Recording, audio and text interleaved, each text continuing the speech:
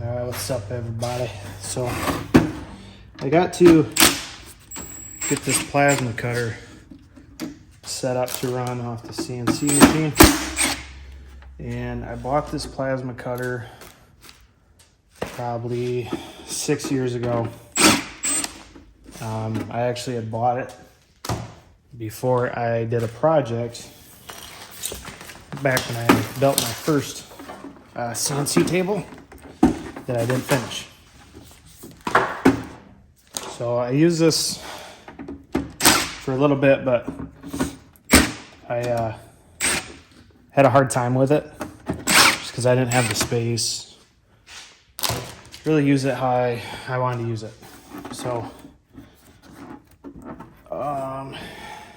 don't exactly know how this comes apart.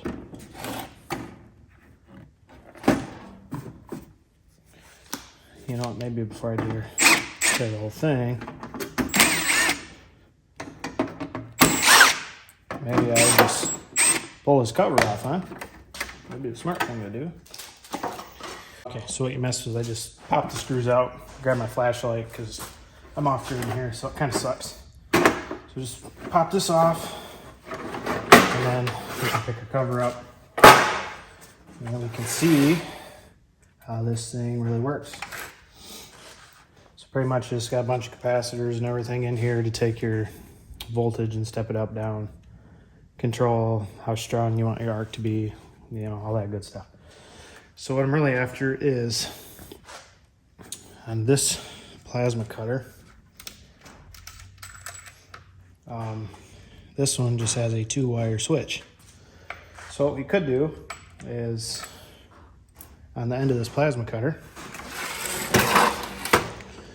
I could just hook up my trigger wire right there, because we need something to tell this to turn on when the CNC plasma cutter says turn on to cut this line. What I don't want to do is I still want to be able to run the end of that plasma cutter with that trigger if I need to. Say I need to take it off real quick and do my own cutting. I want to be able to just unscrew it, pull it off, ground it, do my cut, put it back on without changing a whole bunch of stuff. So what I'm going to do is right here, looks like this is our trigger unit for this plasma cutter.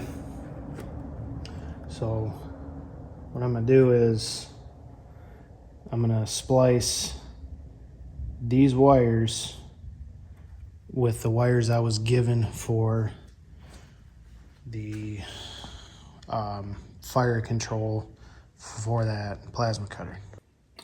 I know this is going to be the trigger, but the guy included the torch height controller. So what that does is it goes up and down and make sure that you're always in the same spot when you start.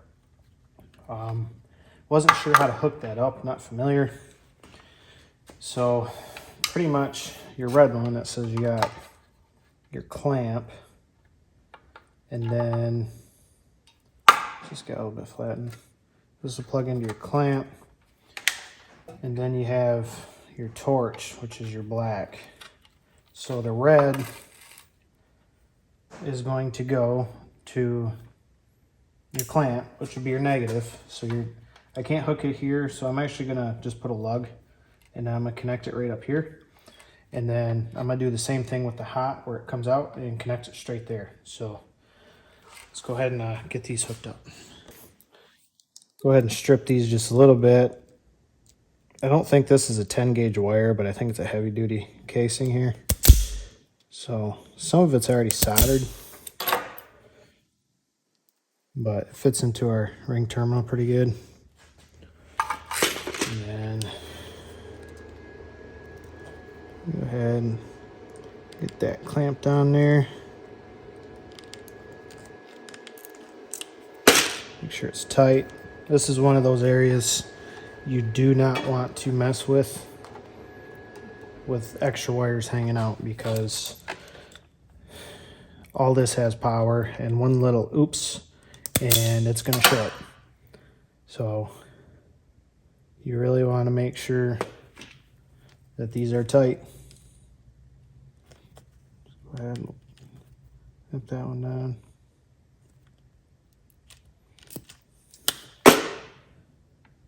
So these ones are, it's when they're non-insulated, you would use these crimps.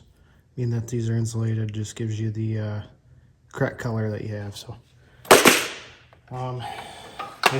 once you know it, it's 10 millimeter. How about that? Go ahead. Of course, this hasn't been plugged in a while, so I'm not too nervous about this thing holding a charge and zapping me, but if you've been using yours and try it, I would indeed make sure it's dead. All right, we had to grab another 10 because this is actually a bolt. I thought this was a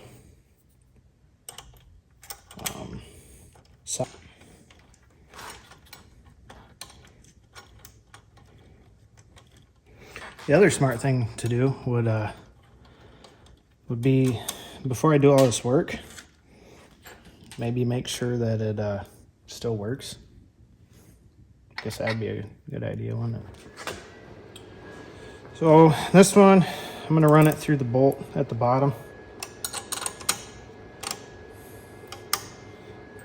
So I don't have to mess with all these washers. And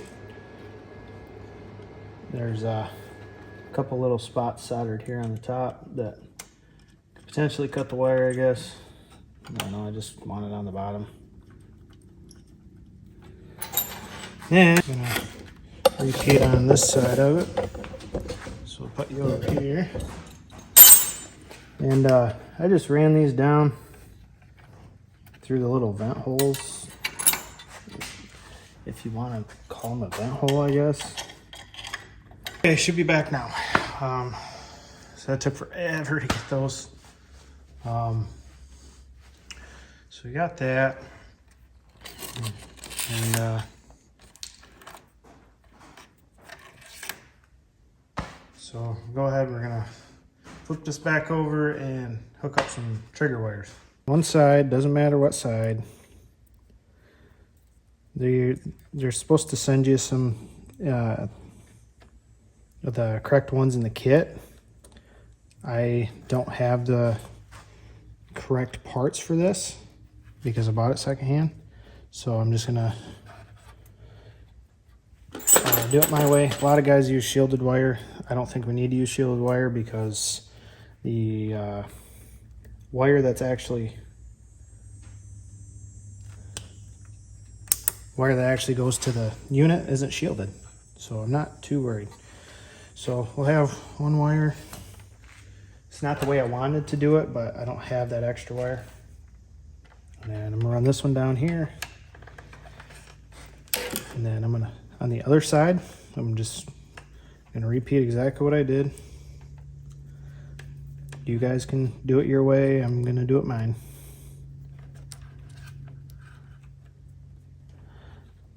Okay, make sure wire's in there. And we just make sure you pinch those together. And boom. The last guy. All right, so spread those out a little bit. And then same thing, just put this through. This. I know my freaking camera skills suck, guys. I'm sorry. Push that in there. Click. And then take the yellow side.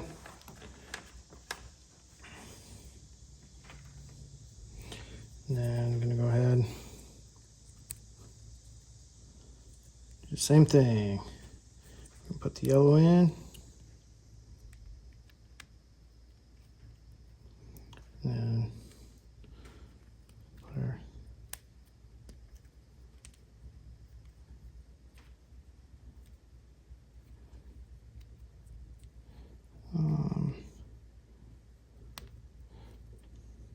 it's hard to do this all at one time, guys, sorry. Okay, and then I just come in here.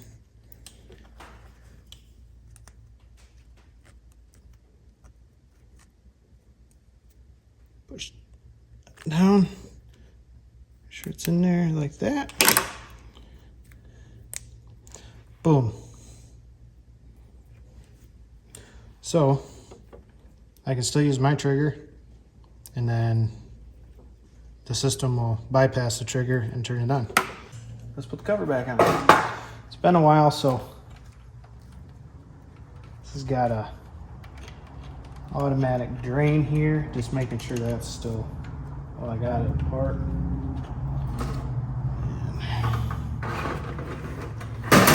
Go ahead, put that back.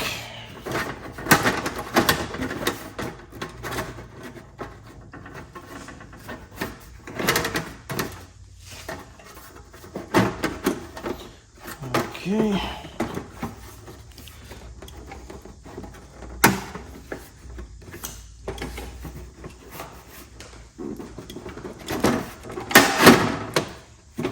Trying not to break this thing, but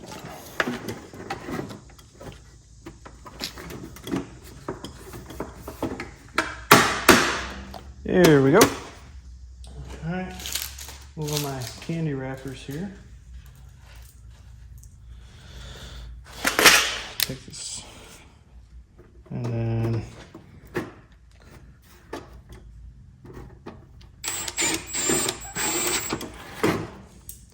these don't really need a lot of torque. It's just easier than using my actual screwdriver or my actual drill.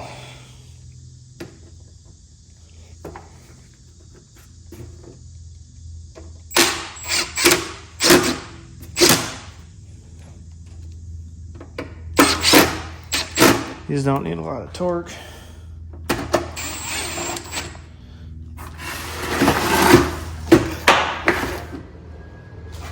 There.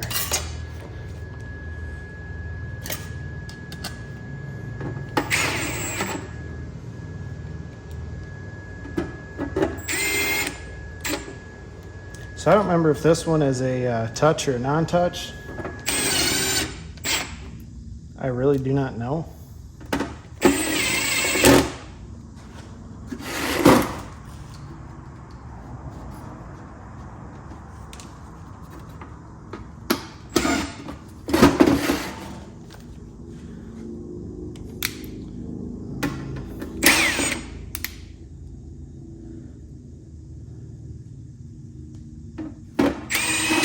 There we go. Crossed a couple of these with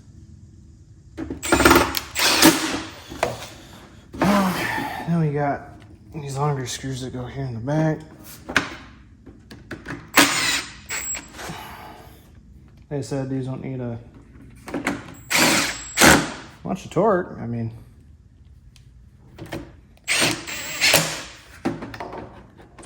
that was the ones I ran. Okay. He ran the CNC torch head. I don't know if that's what's called, but see, mine's gonna be down here. The one he had kind of mounted like this and then it was straight down. So this is not going to work for me. So what I'm gonna do is I'm gonna go ahead and get this switched out. Just pull that off. And then gotta put a screw in here. Just go ahead, fit in here. Man, my camera skills just suck. All right.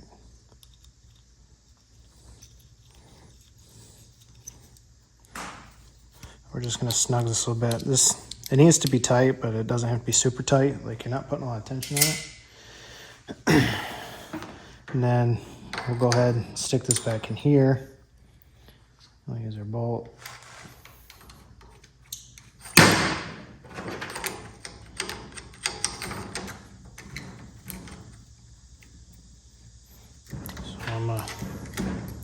See, this is a controller, and then I'm just gonna move this up to about there for right now.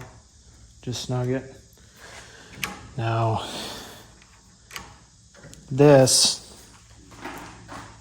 now I have more room. I'm hoping I got enough to hold this where I want to. I don't think I'm gonna. This is kind of a metal body here. This is what I'm trying to get. I guess I can try tightening on the ceramic here. It just worries me about tightening on the ceramic because it cracks pretty easy. But I guess that's what we're gonna have to do. Later I might be able just to, maybe later I can just take that to work and stick it in the mill and then make that so that I can actually fit this metal part down in there. I don't have anything to do with it here.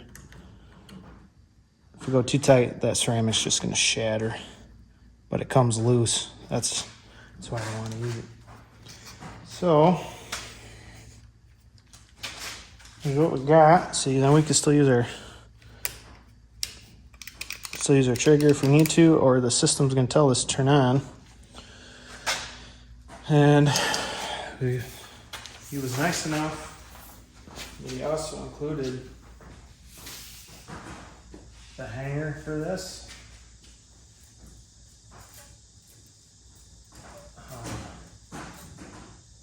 We can go ahead and have our extra cable up top, and then this is what I'm talking about. So then as you move this will kind of move with it, nice and easy.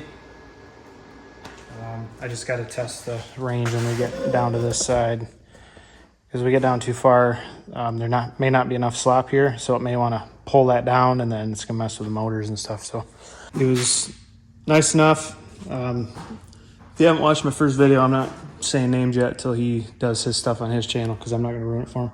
But he's nice enough to throw in some extra material. These are pretty beat. Not worried about it right now.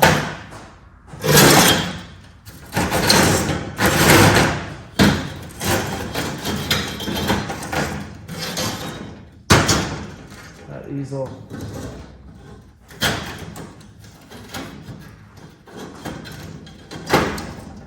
I'm gonna set like this.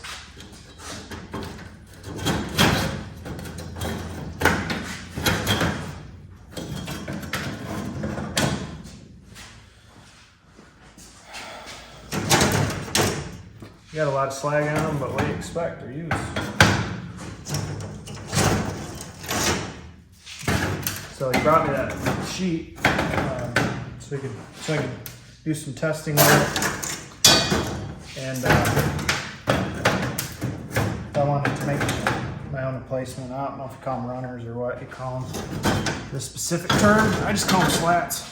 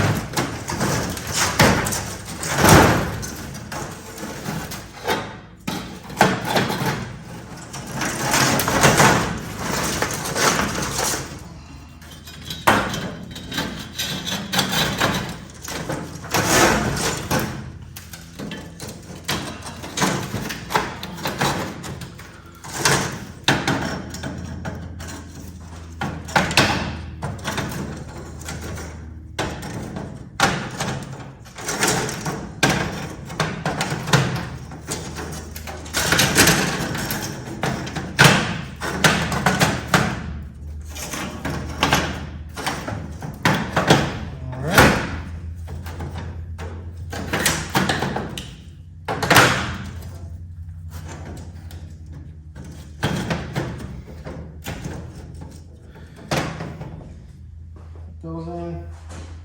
All right, so this is as far as I'm gonna get today. I got some other stuff I gotta get done for the end of the day, so be looking for some updates on this.